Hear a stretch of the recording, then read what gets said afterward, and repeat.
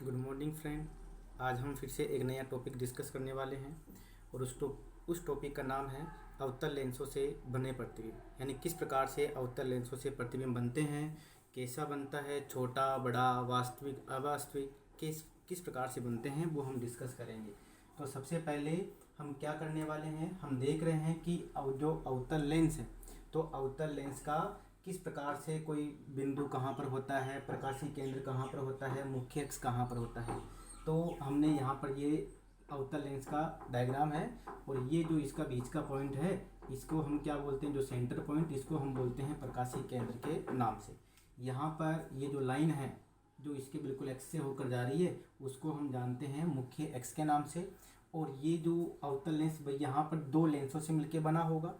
तो ये जो लेंस बना है तो इस लेंस का इस जो वक्रता है ये वक्र है, तो इसका ये त्रिज्या होगा, मतलब ये इसका बिंदु होगा। तो इसको तो हम जानते हैं वक्रता केंद्र के नाम से।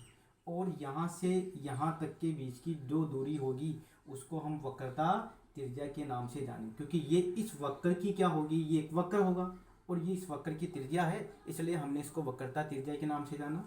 और यहाँ से क्या होते हैं कि यहाँ पर इसको हम बोलते हैं फोकस बिंदु।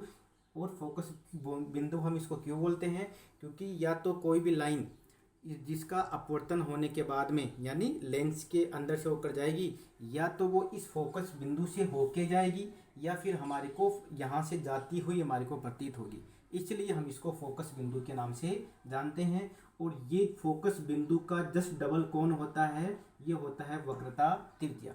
और इसको हम C1 के नाम से भी जानते हैं। इसको C1 हमने क्यों कहा, क्योंकि ये फर्स्ट वाला लेंस है, इसको ये फर्स्ट लेंस एंड और ये दूसरा लेंस होगा, ये पहला और ये दूसरा। तो पहले का होने के कारण इसको C1 और दूसरे का होने के कारण इसको C2, ये हमने कहा है। तो अब ये इसका सब कुछ पॉइंट हमने डिस्कस कर लिए। अब हम देख रहे हैं यहाँ पर कि किस तरीके से यहाँ पर इसके किरण चित्र बनते हैं, क्योंकि यदि किरण चित्र हमारे को समझ में आ गए तो आगे का जो भी बनने वाले हैं प्रतिबिंब वो हमारे को समझ में आने लग जाएंगे और हमारे को अच्छी तरह से समझ में आएंगे। तो देखिए यहाँ पर इसके 3 किरण चित्र हैं। तो ये सबसे पहला किरण चित्र है। इसमें क्या है कि यदि कोई प्रकाश की किरण इसके मुख्य अक्ष के समांतर जाती है तो वो उसका अपवर्तन होने के बाद में वो क्या हो जाती है, अपसारित हो जाती है। अपसारित होने का मतलब वो फैल जाती है, मुख्य अक्ष की तरफ नहीं जा रही है। भाई मुख्य अक्ष की तरफ जाती जैसा उत्तल लेंस में होता तो ऐसे इधर से ऐसे जानी चाहिए थी, लेकिन ये अपसारित कर रही है, क्योंकि जो अवतल लेंस होता है वो अपसारित करता है।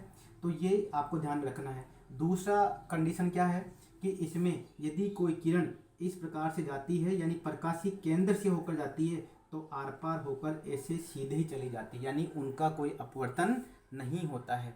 ये आपको ध्यान। थर्ड पॉइंट क्या है कि ये उत्तल लेंस है, वो अवतल लेंस है, और यदि इसमें से ऐसे कोई किरण जा रही है, प्रकाश की किरण, तो उसका अपवर्तन होने के बाद में क्या हो जाती है, वो इस मुख्य अक्ष के समांतर हो जाती है।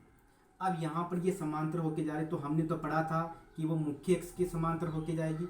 तो यहाँ पर फिर ऐसा क्यों नहीं है, क्योंकि ये इसके समांतर तो जा रही है लेकिन ऐसे इस फोकस से होती हुई हमारे को मतलब जाती हुई हमारे को दिखाई देगी। तो ये हमने पढ़ा कि पहला क्या कहता है, पहला किरण चित्र कि यदि कोई प्रकाश की किरण मुख्य अक्ष के समांतर आती है तो वो अपवर्तन होने के बाद में वो अपसारित हो जाती है। दूसरा कि यदि कोई प्रकाश की किरण सीधे जाती है यानी उस बीच प्रकाशिक बिंदु से जाती है तो आर पार बिना अपवर्तन हुए निकल जाती है। तीसरा बिंदु जिसमें यदि कोई प्रकाश की किरण अवतल लेंस पे तिरछी पड़ती है तो वो अपवर्तन होने के बाद में वो बिल्कुल मुख्य अक्ष के समांतर हो जाती है। तो ये हमारे को ध्यान में रखना है। और यहाँ पर कोई सी भी क्या नहीं होती है, उस अपवर्तन होने के बाद में मुख्य फोकस से नहीं जाती है। ये देखो, ये मुख्य फोकस से जाना चाहिए था, नहीं जा रही है, लेकिन ये इधर से पीछे की तरफ हमारे को जाती हुई प्रतीत होगी। यहाँ पर भी देखिए, ये इधर से अपवर्तन होने के बाद में मुख्य अक्ष से जाना चाहिए था, लेकिन ये भी नहीं जा रही है और जाती हुई हमारे को प्रतीत होती है। तो ये तीनों इसके किरण चित्र थे। अब हम देखते हैं कि इनसे प्रतिबिंब कैसे बनते हैं। तो पहला प्रतिबिंब हमने क्या देखा कि ये अवतल लेंस है और अवतल लेंस में देखो ये f1 है और ये है 2f1 और ये हो गया इसका अनंत।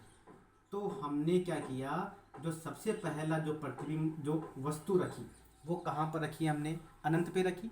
तो अनंत पे जब हमने रखा और बहुत दूर होने के कारण उसकी किरणें समांतर आती है मुख्य अक्ष के, और ये ऐसे ऐसे समांतर आ रही है, और ये ऐसे क्या आ गई, बिल्कुल समांतर आ गई।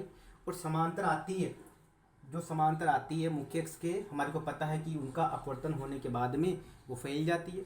तो ये क्या हो गई, ऐसे ये फैल गई और ये भी ऐसे फैल गई, लेकिन प्रतिबिंब तो बना ही नहीं, क्योंकि प्रतिबिंब तो जब किरण मिलेगी तब ही क्या होगा, यहाँ पर ये ऐसे बनेगा और ये प्रतिबिंब और ये ऐसे आ रही है और ये दोनों आकर ऐसे मिल जाएगी। ये हमारे को ध्यान में रखना है। क्लियर। तो अब यहाँ पर क्या बनेगा, यहाँ पर प्रतिबिंब बनेगा। तो अब यहाँ से हमारे क्या करना है, तो अब देखिए, तो दूसरे वाली कंडीशन में इसमें हमने प्रतिबिंब कहाँ पर रखा, हम इसमें हमने प्रतिबिंब को अनंत पे रखा।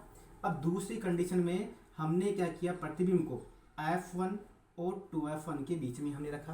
तो इधर से किरण जा रही है और अपवर्तन होने के बाद में ऐसे चली जाएगी, और इधर से ये किरण जाएगी और अपवर्तन होने के बाद में इस प्रकाश के अंदर से होकर आर पार चली जाएगी। लेकिन अब यह है कि इससे आर पार होके जा रही है, तो अब आर पार होके जा, तो ये दोनों कहाँ पर मिल रही है, ये दोनों यहाँ पर मिल रही है। और इससे जितनी दूरी पर मिलती है, जितनी ऊंचाई पर मिलती है, हमारी जो वस्तु है उसकी ऊंचाई उतनी ही ज़्यादा होगी। ये हमारे को ध्यान में, तो कितनी उसकी ऊंचाई होगी ये हमारे को ध्यान में रखना है। और यहाँ से हमने क्या देखी, इतनी ऊंचाई पर जाकर मिल रही है, तो इसका मतलब इतनी ऊंचाई पे प्रतिबिंब बनेगा। अब यहाँ से जो प्रतिबिंब कैसे बने वो हम यहाँ पर देख रहे हैं। सबसे पहले हमने इसके लिए देखा प्रतिबिंब कैसा बना, आभासी। कि सर आभासी कैसे बना, तो हमने क्या देखा, ये इस तरफ दोनों डॉट डॉट लाइनें मिल रही है, इसका मतलब प्रतिबिंब डॉट डॉट लाइनें मिलती है तो आभासी बनता है। या फिर आप ये भी ध्यान में रख सकते हो कि यदि बाईं तरफ मिल रही है, बाईं तरफ हमेशा डॉट डॉट लाइनें ही मिलेगी, तो इसका मतलब प्रतिबिंब आभासी ही बनेगा। और प्रतिबिंब कैसा बनेगा, सीधा बनेगा, क्योंकि जो डॉट डॉट लाइनें हमेशा ही ऊपर की तरफ ही मिलेगी, और ऊपर की तरफ भी मिलेगी, तो इसका मतलब आभासी प्रतिबिंब हमेशा ही कैसा होगा, सीधा होगा। ये लिंक है जो आपको ध्यान रखना है कि आभासी हमेशा सीधा ही होगा, क्योंकि जो डॉट डॉट लाइनें मिलने पर यह बनता है, और डॉट डॉट लाइनें हमेशा उस मुख्य अक्ष के ऊपर की तरफ ही बनेगी। इसलिए आभासी और सीधा आपस में एक कनेक्शन है जो आपको ध्यान में रखना है, एक कनेक्शन। और यहाँ से जो इसके जो प्रतिबिंब बनता है वो कैसा बनता है, बहुत छोटा, यानी एक बिंदु के जैसा बनता है, बहुत छोटा बिंदु के जैसा। ये आपको ध्यान में रखना है। अब यहाँ पर हम दूसरे वाले के ऊपर हम देखिए इसका प्रतिबिंब कैसे बनता है। तो इसमें हमने देखा कि इसका प्रतिबिंब पहला, हम यहाँ पर पहला बिंदु हम लिखते हैं कि प्रतिबिंब कैसा बना इसका। ये देखिए, सबसे पहले हमने देखा कि इसका प्रतिबिंब बना आभासी। आभासी क्यों, क्योंकि दोनों क्या बन रही है, यहाँ पर वास्तव में नहीं मिल रही है। दूसरा कि इसमें जो आभासी है और यहाँ पर कैसा बना है, ये सीधा बना है, क्योंकि ऊपर की तरफ बनता है। या फिर यदि आभासी होता है तो कैसा बनता है, सीधा बनता है।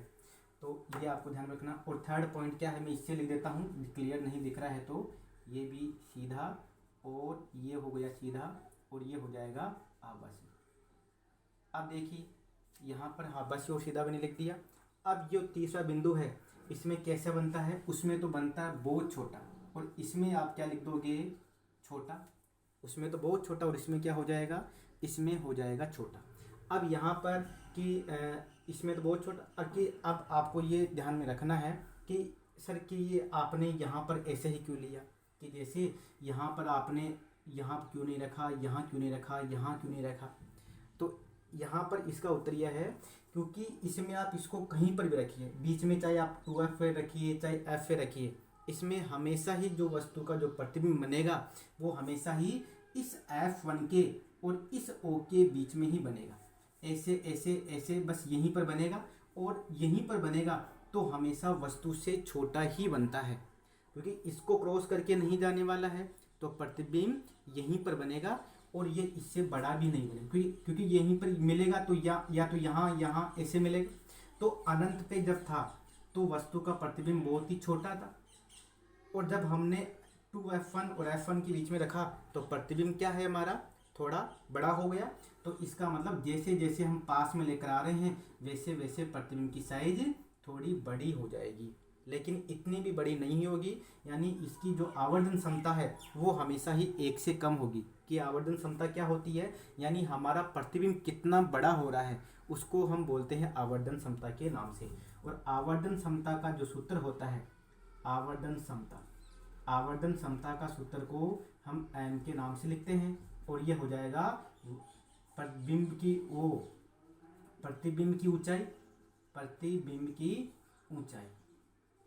की ऊंचाई बटा क्या हो जाएगा यहाँ पर, वस्तु की ऊंचाई। ये हो जाएगा वस्तु की ऊंचाई। और अवतल लेंस के लिए ये हमेशा ही कितना रहने वाला है, अवतल लेंस के लिए इसका मान हमेशा ही एम से छोटा होने वाला है। ये भी आपको ध्यान, क्योंकि यही तो आवर्धन क्षमता है इसका मतलब, क्योंकि दोनों बराबर कभी भी नहीं होंगे, हमेशा जो प्रतिबिंब बनेगा वो छोटा ही बनेगा। क्लियर। तो ये हमारा टॉपिक था। अब आपको जैसे मान लो इसमें कुछ प्रॉब्लम हो तो आप बिल्कुल मेरे को कमेंट कीजिएगा। क्लियर है। और आप इस चैनल को लाइक और सब्सक्राइब भी कीजिएगा। क्लियर है। तो ये आपको ध्यान में रखना है। Thank you. और आप इसका एसएच भी ले लीजिए।